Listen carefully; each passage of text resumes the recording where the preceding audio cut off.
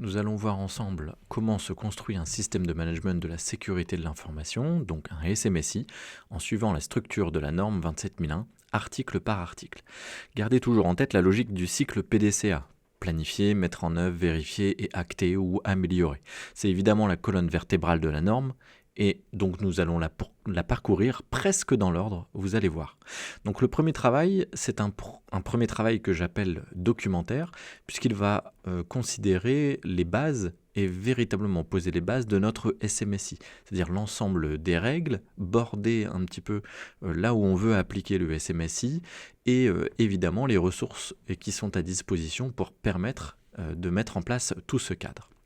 Donc on arrive dès le début avec l'article 4 qui s'appelle le contexte, et à l'intérieur donc nous avons la compréhension de l'organisation et donc les besoins et les attentes de notre propre système dans ce 4.1.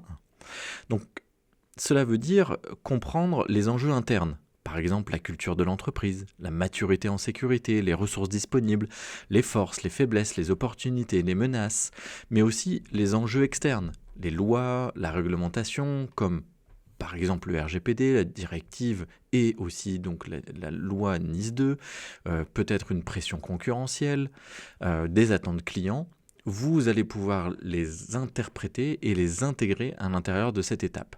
Alors évidemment, on reverra les besoins et les attentes clients dans l'étape suivante, mais il faudra considérer que pour que notre système fonctionne, on va devoir attendre, on attend de lui en tout cas, qu'il soit capable déjà de répondre à nos besoins métiers. Et donc, sans cette étape, le SMSI risque d'être artificiel. Il sera conçu pour une entreprise idéale qui n'existe pas. Donc, retenez bien que c'est cette photographie de départ qui permet d'adapter le SMSI à la réalité de l'organisation. Une fois qu'on maîtrise bien son contexte, qu'on maîtrise bien ses propres attentes, on va pouvoir les regarder dans le 4.2, les besoins et les attentes de nos parties prenantes. Alors, dans le principe de l'ISO, les parties prenantes peuvent aussi s'exprimer en tant que parties intéressées. Vous pouvez utiliser le vocabulaire de l'un ou de l'autre sans aucun problème.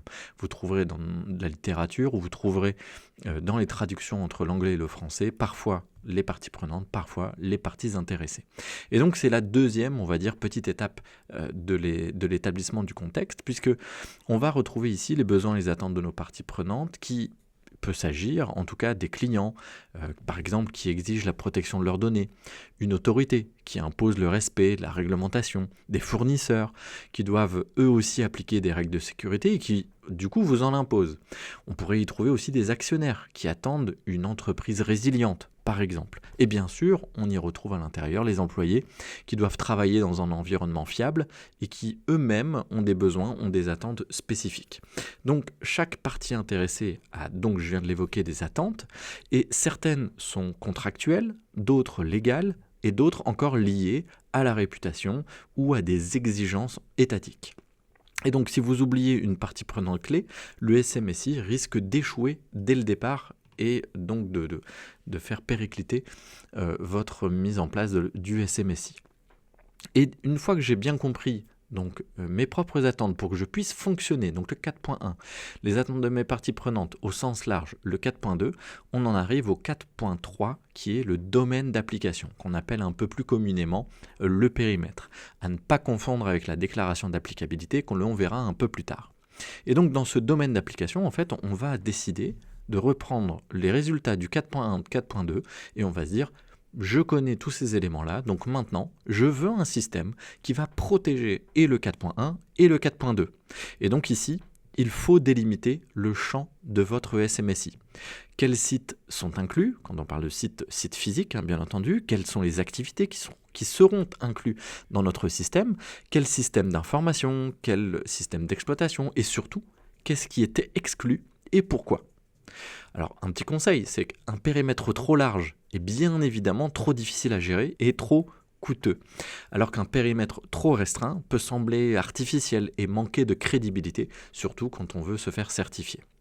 Donc retenez tout de même qu'il faut absolument tracer clairement les frontières du SMSI afin de poser les fondations de toute la démarche.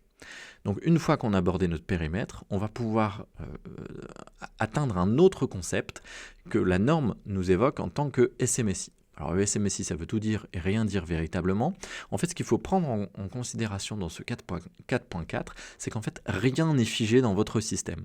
Ce qui veut dire que ce que vous trouvez aujourd'hui dans votre système, qui semble fonctionner ou qui pourrait fonctionner, en fait, il est changeant, il est dynamique. Donc le système, vous devez considérer que le 4.1, c'est un tout petit engrenage qui vient nourrir aussi le 4 qui est le niveau au-dessus. Le 4.2, il fait la même chose, le 4.3 aussi évidemment, le 4.3 et ainsi de suite. Donc en fait, tous les petits éléments que l'on va voir nourrissent un plus gros élément et qui, tous ces éléments-là mis ensemble, font un système qu'on appelle système managé. Et donc, dans cette partie 4.4, c'est juste en tout cas un rappel que votre système, que l'organisation ne se contente pas d'actions ponctuelles. Elle met en place un système, un ensemble de règles, de process, de pratiques qui vont fonctionner en continu. Et donc, on passe, en tout cas avec ce qu'on vient de voir, d'une logique de projet à une logique de management. C'est pour ça qu'on appelle un système de management. Donc nous venons de terminer le premier article, qui était l'établissement du contexte, ou en tout cas le contexte de notre SMSI. Nous allons attaquer maintenant le deuxième article qui est hyper important, c'est le leadership. Et donc nous avons dans le 5.1 le leadership et l'engagement de la part de la direction générale. Évidemment que rien ne fonctionne sans la direction et que la norme exige un engagement visible, démontré, durable. On reverra un peu plus tard ce que ça veut dire. Mais ça veut surtout dire, si on devait le dire en 3-4 lignes, c'est que la direction doit fournir du temps, des ressources et montrer l'exemple. Alors ça va en faire sourire peut-être certains, mais évidemment qu'un système qui n'est pas véritablement soutenu et où on ne retrouve pas un véritable sponsor de la part de la direction, en fait on ne va pas très loin et on se retrouve bloqué avec beaucoup de trous dans la raquette. Donc il faut se rappeler que si le SMSI est vu comme, je sais pas moi, une lubie du service informatique, ça ne marchera jamais. Donc il faut absolument, et on le verra un peu plus tard comment on va mettre en place ces éléments-là, il faut qu'il y ait un engagement fort et soutenu, éprouvé de la direction au sens large. On arrive sur le 5.2 que moi j'appelle, alors dans la norme vous trouverez plutôt politique, mais moi je préfère préciser politique, process et procédure, parce que sinon on le retrouve pas véritablement à cet endroit-là. Mais en fait il faut que vous créiez, il faut que soit déjà dans votre système un ensemble de politiques. On parle de la plus haute politique de haut niveau, on parle de PSSI, mais cette PSSI elle-même inclut d'autres politiques. Et ces politiques sont des politiques spécifiques, peut-être à la gestion des mots de passe, à la gestion des incidents, peut-être à la gestion peut-être du bureau propre ou à l'authentification. Tout ça, c'est un ensemble de politiques qui viennent nourrir la politique globale de haut niveau, qu'on appelle donc la politique de sécurité du système d'information. Et à l'intérieur, pour que cette politique puisse fonctionner, on va mettre en place un certain nombre de process, un certain nombre de procédures qui vont permettre aussi de soutenir notre SMSI pour que s'il y avait des nouvelles personnes, par exemple, qui atterrissaient dans votre SMSI, c'est-à-dire des nouveaux agents, des nouvelles personnes, des nouveaux salariés, ceux-ci puissent se retrouver face à un ensemble de politiques, de process, de procédures à suivre justement pour garantir et pour soutenir le SMSI. Donc, il est absolument nécessaire que ces différents documents soient clairs, soient simples et soient compris de tous. Et donc, les politiques et la politique générale expriment l'engagement de l'organisation à protéger, on l'a déjà vu, la fameuse triade, le C, le I et le D, confidentialité, intégrité et disponibilité de l'information. Alors, elle peut tout à fait, la politique, la PSSI, être publique. Bien entendu, elle fait référence à d'autres politiques plus spécifiques qui, elles, ne sont pas publiques, puisque c'est avant tout ça, votre sécurité de l'information, qui va protéger l'ensemble de vos actifs. Une fois qu'on a le soutien de la direction en 5.1, qu'on a établi un ensemble de politiques de documentation qui nous permettent d'avoir un cadre à suivre, il faut évidemment qu'il y ait les bonnes personnes au bon endroit et qu'elles sachent justement quelles sont les exigences liées à leur poste. Et on se retrouve donc avec le rôle en 5.3, rôle, responsabilité et autorité au sein du SMSI. Ici, il s'agit de clarifier le qui fait quoi. Un responsable SMSI doit être nommé, mais évidemment qu'il ne travaille pas seul. il y a les managers métiers, la DSI, le RSSI, si ce n'est pas la même personne, les RH, le juridique, chacun a un rôle précis. Évidemment, on n'oublie pas la direction générale. L'objectif ici, c'est de faire peut-être une matrice RACI, c'est ce qu'on voit communément dans les systèmes, qui reprend justement les différents rôles, responsabilités et autorités. Alors faites bien attention parce que le SMSI n'est pas un projet technique, c'est un projet collectif, transversal, et où la clarté des rôles évite justement les zones grises. Ce qu'on attendra aussi à l'intérieur, c'est d'éviter de mettre des noms et des prénoms. Puisque si vous avez des changements dans votre système, s'il y a évidemment le système vit, donc vous allez avoir des départs et des arrivées, en revanche, il faut mettre peut-être des fonctions. Et justement, des fonctions remplissent des rôles, et ce qui permet justement d'attribuer des fonctions à des personnes qui arrivent dans votre système. Ce qui permet, dans votre matrice RACI, de ne pas la revoir à chaque fois qu'il y a un changement de poste ou qu'il y a un changement de personne. C'est aussi l'objectif de la documentation et de s'alléger au niveau de la documentation là-dessus. Donc maintenant, on a vu que notre système avait besoin d'être... donc on allait couvrir notre système grâce au contexte, on savait nos besoins, le besoin des autres, et donc on avait notre périmètre qui allait couvrir tout ça.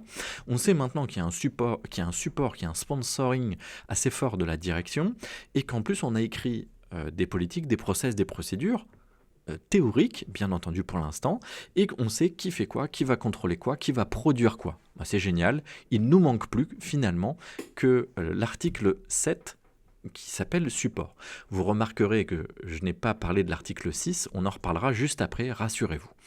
Mais donc dans cette approche, il nous faut évidemment de la chair à canon, il nous faut en tout cas des ressources, il nous faut du support, des ressources pour pouvoir alimenter ce SMSI, pour justement soutenir ce SMSI.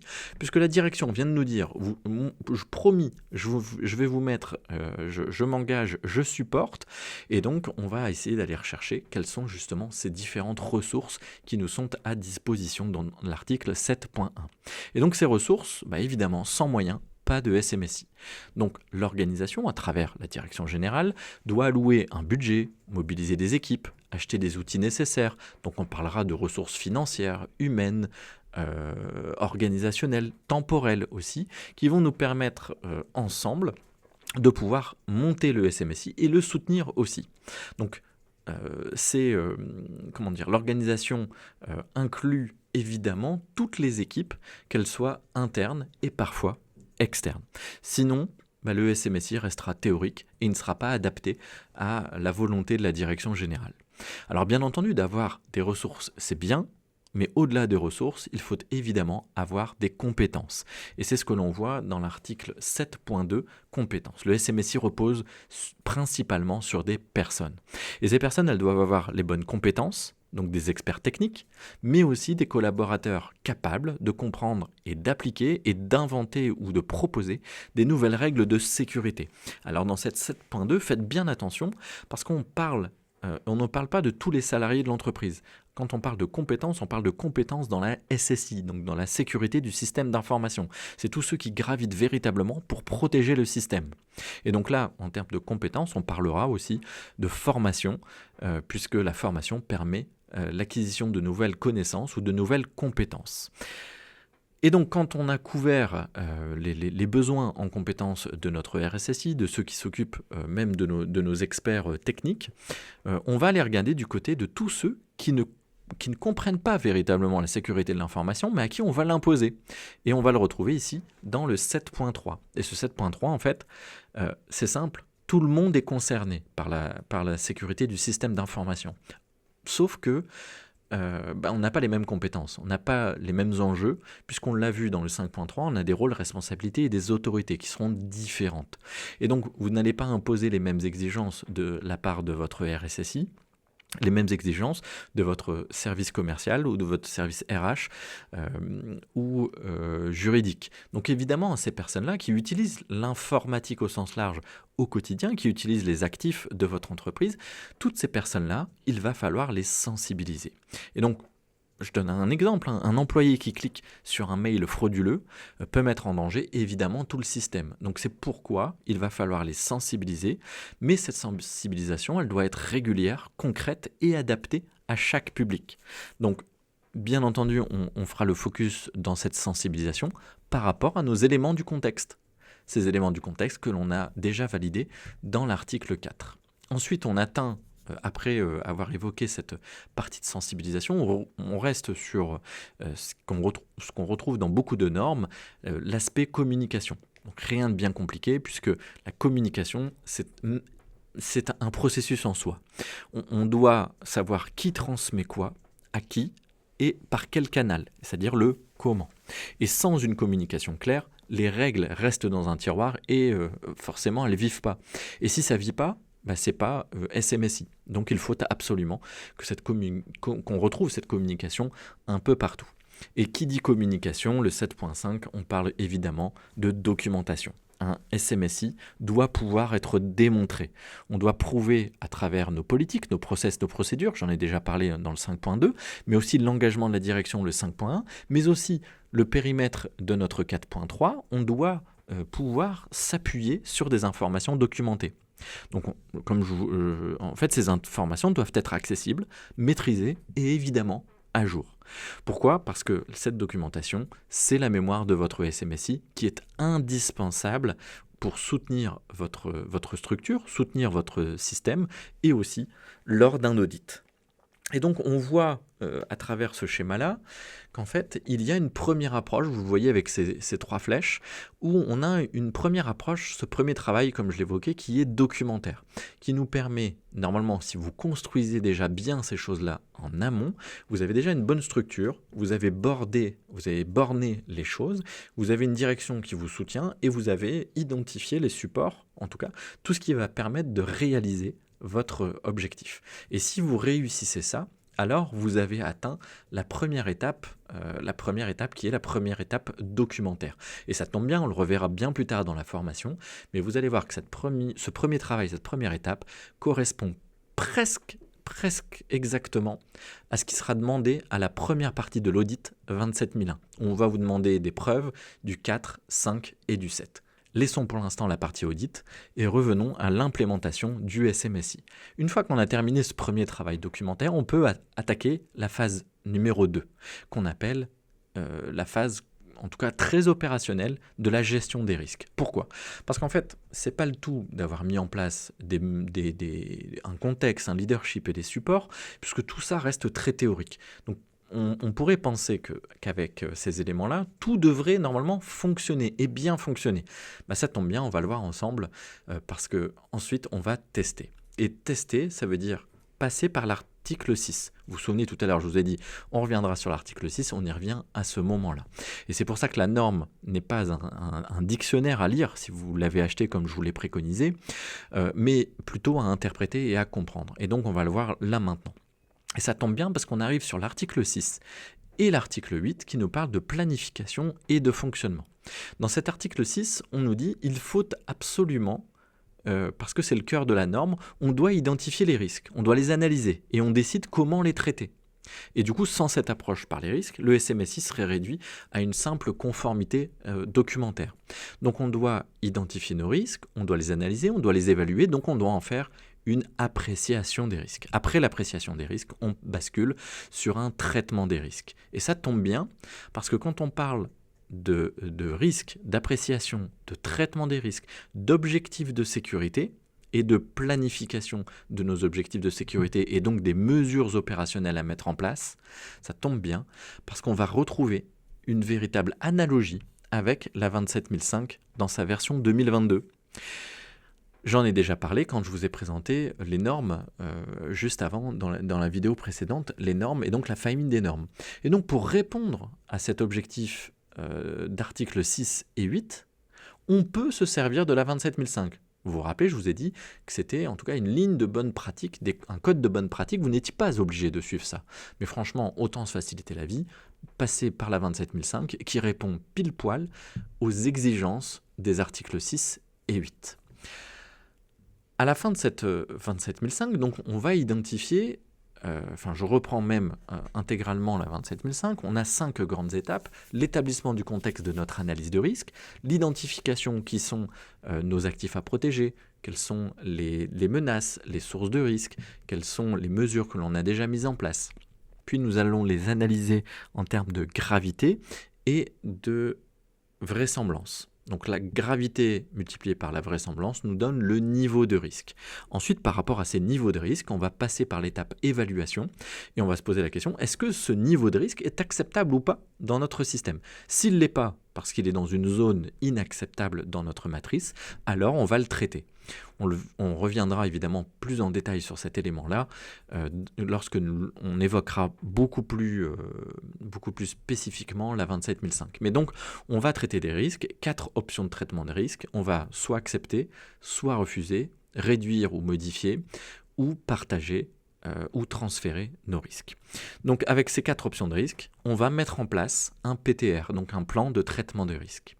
Et ce PTR, donc, que vous trouvez ici, qui est un des livrables qui nous permet ensuite d'atteindre l'article 9 que l'on va voir juste après. Après cette 27005, il n'y a pas que le PTR qui nous est livré. On peut, grâce à ça, déclencher un PCA, le plan de continuité d'activité. Puisque dans la 27005, on a identifié ce qu'on voulait absolument protéger, bien entendu, on va mettre des mesures pour éviter que ça se produise. Mais si ça se produit, eh ben, on va refiler ça à l'expert qui s'occupe de l'implémentation de la continuité d'activité. Je vous en parle là rapidement, on en reparlera un peu plus tard, mais c'est l'ISO 22301. Et donc, ce travail qu'on a fait avec la 27005 nous sert pour le PTR, le plan de traitement de risque, le plan de continuité d'activité, ce qui veut dire que là, on a déjà travaillé et on va déjà donner du travail à 2 autres personnes. Je vous le rappelle, le SMSI, c'est quelque chose qui est structuré, qui est managé et surtout qui ne fonctionne pas de manière isolée, mais c'est bien un système et donc on doit être plusieurs, enfin on doit être en tout cas une équipe là-dessus. Bien entendu, je ne peux pas parler d'analyse de risque sans évoquer une des exigences du RGPD, qui sont les AIPD, les analyses d'impact à la protection des données. Alors, on parlera d'AIPD pour le RGPD, mais dans NIS 2 et dans la loi NIS 2, on a aussi ce besoin de faire un renforcement de nos analyses de risque quand on considère qu'un contrat est trop dangereux ou comporte trop de risques ou qui n'est pas forcément acceptable pour nous en l'état, et donc que l'on veut mettre en place des règles contraignantes supplémentaires à travers un PAS, un plan d'assurance sécurité. Mais j'y reviendrai un peu plus tard dans la formation. Donc, un 3e point, l'AIPD, que l'on va pouvoir refiler au DPO. Donc vous voyez, 3e livrable grâce à notre 27005 qui ensuite va nourrir une troisième personne. Vous allez voir que à force, en tant que lead implémenteur, les autres vont vous adorer parce que vous effectuez un gros travail, mais vous leur en filez aussi beaucoup. Ce qui permet évidemment de faire le point avec le 5.3 que je vous évoquais juste avant, les rôles, responsabilités et autorité, puisque vous avez identifié toutes ces personnes-là, toutes ces fonctions-là qui répondent à des rôles, et donc vous allez pouvoir leur filer ce travail-là. Un 4e point, qui est un des plus importants pour notre SMSI, c'est évidemment la DDA, qu'on appelle la déclaration d'applicabilité. Pour certains d'entre vous qui connaissent déjà un peu l'ISO, vous l'avez peut-être croisé en anglais sous forme de SOA, Statement of Applicability, mais en français, on parle de déclaration d'applicabilité. Cette DDA, elle est décomposée en 4 grandes catégories.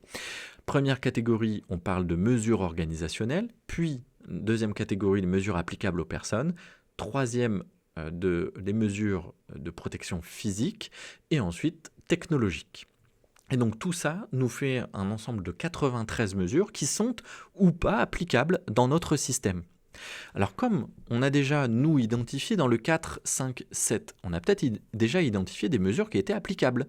Donc on va pouvoir aller piocher là-dedans dans ces 93 mesures en disant ça c'est applicable sur mon SMSI. Mais en plus, comme on est sur un autre système qui boucle et qui boucle et qui boucle, plus on va faire d'analyse de risque, et peut-être qu'on aura des mesures nouvelles à mettre en place pour que justement ça réponde à notre système et donc à la sécurité de notre système. Ce qui veut dire que notre déclaration d'applicabilité va venir soutenir le périmètre de notre SMSI. Et c'est pour ça que dans les certificats que vous trouvez sur les entreprises, de plus en plus, vous voyez une certification 27001 dans sa version 2022 avec on cite la DDA qui est applicable et la version de la DDA qui est applicable, puisqu'en fait, comme elle bouge tout le temps ou comme il y a des nouvelles mesures qui sont applicables, nouvellement applicables, et bien donc on doit la mettre à jour. Donc ce qui veut dire que nous avons, grâce à la 27005, on a décidé de plan de traitement. On l'a vu, plan de traitement des risques, PTR. Mais on a aussi du coup modifié notre DDA. On a décidé qu'il y avait des nouvelles mesures qui sont issues bien sûr du PTR, mais qui sont applicables. Je dois préciser tout de même, j'y reviendrai aussi un peu plus tard dans la formation, mais le PTR, en fait, c'est un document interne qui vous permet de piloter justement la sécurité et la mise en place de votre système, alors que la DDA, elle doit et elle peut être communiquée à l'extérieur. C'est-à-dire qu'à l'intérieur, il y a juste les 93 mesures et on dit celle-là, elle est applicable, celle-là, non, celle-là, oui, celle-là, non, celle-là, oui, celle-là, non, mais on ne dit pas comment on le fait. En revanche, dans le PTR, on va bien avoir besoin de documenter ces éléments-là. Et donc, on a basculé entre le 6 et le 8. J'y reviendrai bien entendu plus en détail sur tous ces éléments-là pendant la formation. Mais vous avez donc, grâce au 6, on était très théorique. Le 8, on était un peu plus pratique en tout cas. Et on va décider, dans l'article 9, donc qui s'appelle évaluation, de mettre en place des moyens de surveiller et de mesurer, d'analyser et d'évaluer la situation de notre SMSI. Maintenant qu'on a identifié les risques, on les a analysés, on les a évalués et on les a traités. On a mis en place des mesures qu'on avait identifiées comme étant théoriques. Donc maintenant, on définit des indicateurs pour suivre la performance. Par exemple, le temps moyen de résolution des incidents, le taux de disponibilité, la conformité aux exigences de nos parties prenantes. Et sans mesure, évidemment, impossible de savoir si notre SMSI est efficace. Et donc, on met en place ici les indicateurs clés de performance, les fameux KPI, et on surveille. Et on doit définir ce que l'on surveille. Mais après avoir défini ce qu'on devait surveiller, comment on les surveille, et avec qui on les surveille, et pendant combien de temps, eh bien, on pratique l'audit interne 9.2. Et donc, des vérifications régulières et indépendantes, tant que c'est possible, en tout cas, sont menées pour détecter les écarts entre ce qui était prévu et le réel. Et évidemment que l'audit interne, je dis évidemment, mais c'est pas forcément connu de tous, mais c'est un outil de progrès. C'est pas quelque chose qui vient vous sanctionner à chaque fois. C'est pour évaluer la performance du SMSI et pour surtout anticiper l'audit final de certification, mais aussi anticiper et éviter de se faire attaquer ou d'avoir une mesure qui n'est pas véritablement applicable ou une politique qui dépasserait complètement son cadre ou qui ne serait pas du tout utilisée dans le système. Donc cet audit interne nous permet de véritablement sortir de notre zone de confort et de dire voilà, j'accepte d'être critiqué. Alors bien entendu, les auditeurs internes doivent absolument fournir des conseils pour améliorer les différents KPI, mais ça permet quand même d'avoir une vraie évaluation. Faites bien attention, j'y reviendrai aussi plus tard, mais les rapports d'audit interne sont fournis aux auditeurs de certification.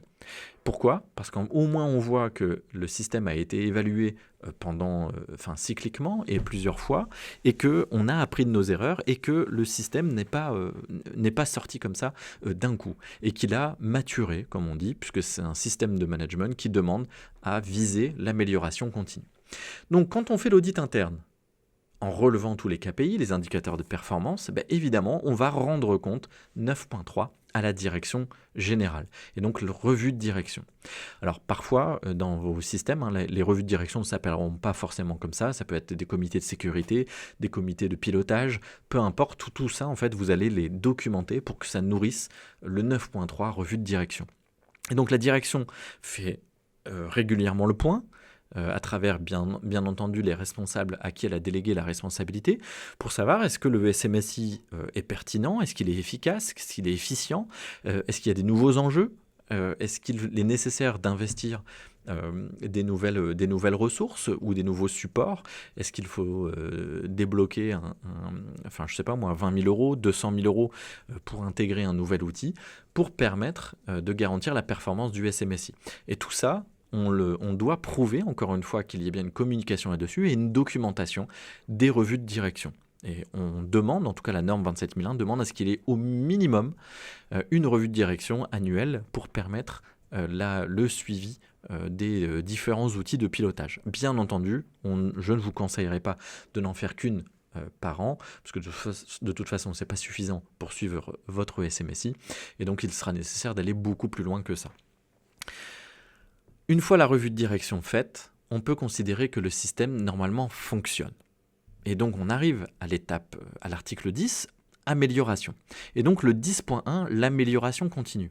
Ça fait un petit peu le pont avec le 4.4. Le 4.4 dit il y a toujours quelque chose qui bouge, il y a toujours quelque chose qui vient nouvellement ou qui part, et donc considérer que tous les éléments vont bouger un jour ou l'autre. En revanche, le 10.1 dit ce qui fonctionne actuellement, certes, c'est super.